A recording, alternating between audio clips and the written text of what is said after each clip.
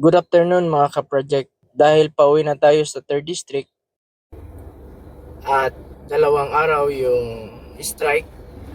So may pre-ride tayo, so papasakayin natin yung mga pauwi ng 3rd District na pwede natin isabay dito sa sasakyan natin. So naglagay ako ng pre-ride sa ating windshield.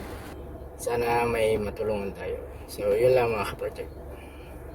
So, yun mga ka-project, bali may naisabay din tayo na kababayan natin sa ating pre-ride.